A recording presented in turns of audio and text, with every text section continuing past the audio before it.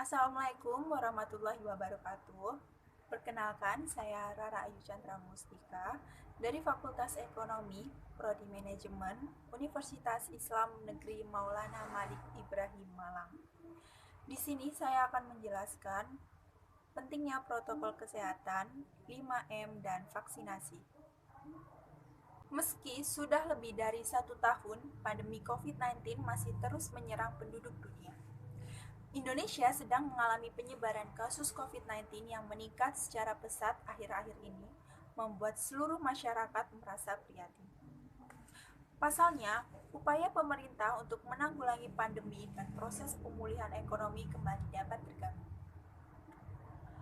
Upaya untuk mengalahkan penyebaran dan penularan COVID-19 di dunia tidak mudah. Namun, beragam upaya terus dilakukan para ahli dan penduduk global demi mengakhiri ancaman virus corona yang terus menyerang bertubi-tubi. Di beberapa negara, termasuk Indonesia, pemerintah membuat pedoman dan protokol kesehatan untuk menghadapi COVID-19 dan konsisten menjaga kesehatan imun. Di negara kita, protokol kesehatan ini dikenal dengan sebutan 5M. Sudah tahu apa saja protokol kesehatan 5M untuk membantu pencegahan penularan virus corona? Protokol kesehatan 5M terdiri dari 1. Mencuci tangan. Rajin mencuci tangan hingga bersih adalah salah satu protokol kesehatan yang cukup efektif untuk mencegah penularan COVID-19. Untuk hasil maksimal, cucilah tangan setidaknya selama 20 detik berapa kali sehari, terutama saat sebelum memasak atau makan, setelah menggunakan kamar mandi, setelah menutup hidung saat batuk atau bersin. Untuk membunuh virus dan kuman-kuman lainnya, gunakan sabun dan air atau pembersih tangan dengan alkohol setidaknya dengan kadar 60%. 2. Memakai masker. Pada awalnya pandemi COVID-19 tahun lalu, Organisasi Kesehatan Dunia (WHO) mengatakan bahwa penggunaan masker hanya direkomendasikan untuk orang sakit, bukan orang sehat. Namun, beberapa waktu selang kebijakan WHO di atas, WHO akhirnya mengeluarkan imbauan agar semua orang, baik yang sehat atau sakit, agar selalu menggunakan masker saat beraktivitas di luar rumah. Penggunaan masker di dalam rumah perlu dilakukan ketika 1. Terdapat anggota keluarga yang terinfeksi COVID-19. 2. Terdapat anggota keluarga yang berpotensi terkena COVID-19 karena aktivitas di luar rumah. 3. Merasa terjangkit atau mengalami gejala COVID-19. 4. Ruangan sempit, tidak bisa menjaga jarak minimal 2 meter. 3. Menjaga jarak. Protokol kesehatan lainnya yang perlu dipatuhi adalah menjaga jarak.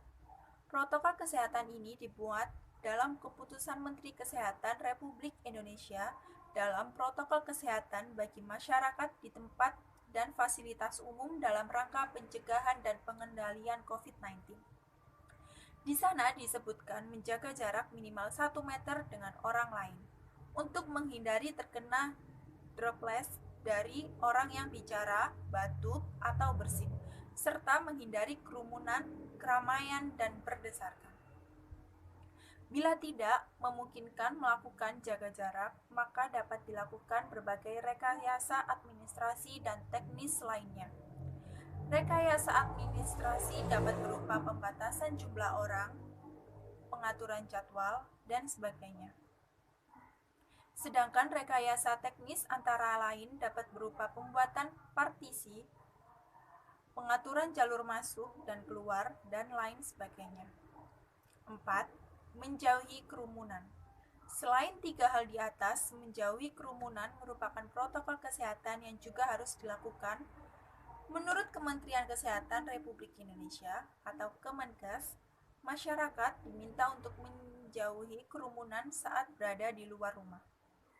Ingat, semakin banyak dan sering kamu bertemu orang, maka kemungkinan terinfeksi virus corona pun semakin tinggi. Oleh sebab itu, hindari tempat keramaian terutama bila sedang sakit atau berusia di atas 60 tahun atau lansia. Menurut riset, lansia dan mengidap penyakit kronis memiliki resiko yang lebih tinggi terserang virus corona. Dan yang terakhir, 5. Mengurangi mobilitas. Virus corona penyebab COVID-19 bisa berada di mana saja. Jadi, semakin banyak dirimu menghabiskan waktu di luar rumah, maka semakin tinggi pula terpapar virus jahat ini. Oleh sebab itu, bila tidak ada keperluan yang mendesak, tetaplah berada di rumah. Menurut Kementerian Kesehatan, meski sehat dan tidak ada gejala penyakit, belum tentu dirimu pulang ke rumah dengan keadaan yang masih sama. Pasalnya, virus corona dapat menyebar dan menginfeksi seseorang dengan cepat.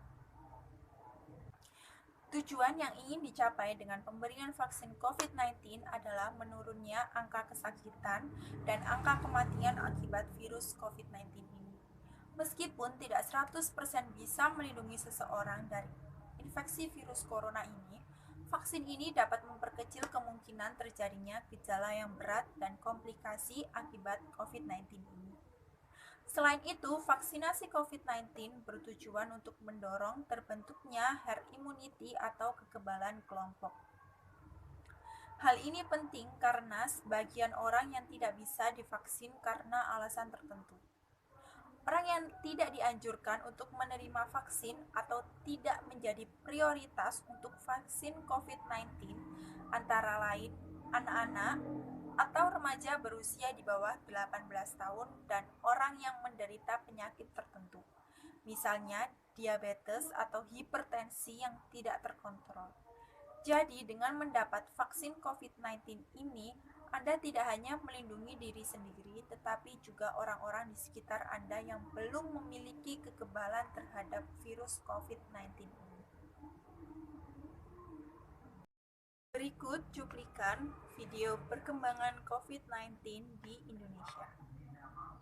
Data dari Satuan Tugas Satgas Penanganan COVID-19 hingga Sabtu 28 Agustus 2021 pukul 12 waktu Indonesia Barat, ada penambahan 18.594 kasus sembuh dalam kurun waktu 24 jam terakhir. Dengan demikian, kini ada sebanyak 3.707.850 kasus sembuh di tanah air.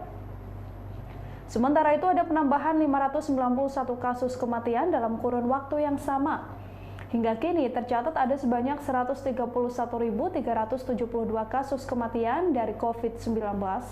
Paparan COVID-19 di Indonesia sendiri sudah terjadi di 510 kabupaten atau kota dari 34 provinsi di Indonesia.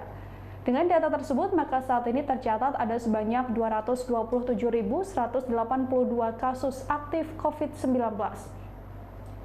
Kasus aktif ialah pasien yang masih terkonfirmasi positif virus corona dan menjalani perawatan di rumah sakit ataupun isolasi mandiri.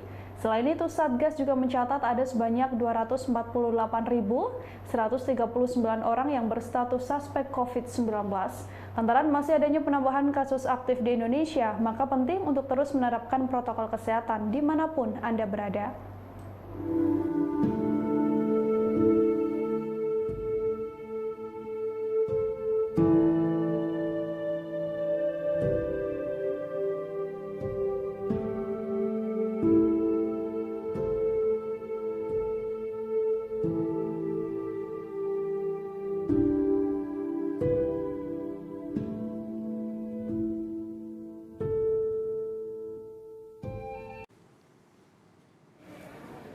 Pemerintah masih menggelar program vaksinasi COVID-19 yang dijadwalkan hingga April 2022. Menurut data dari Kementerian Kesehatan pada Sabtu 26 Juni 2021, pemerintah berhasil mencapai 1.316.078 orang yang mendapatkan vaksin COVID-19 dalam sehari. Dikutip dari Kompas.com, kabar baik ini disampaikan Menteri Kesehatan Budi Gunadi Sadikin melalui keterangan tertulisnya Minggu 27 Juni 2021. Budi mengatakan, per 26 Juni 2021, vaksinasi dosis pertama telah dilakukan pada lebih dari 27 juta orang dan vaksinasi dosis kedua lebih dari 13 juta orang. Sekian penjelasan dari saya. tentang pentingnya menjaga protokol kesehatan 5M dan vaksinasi. Semoga kita bisa bertemu di video selanjutnya. Dadah. Wassalamualaikum warahmatullahi wabarakatuh.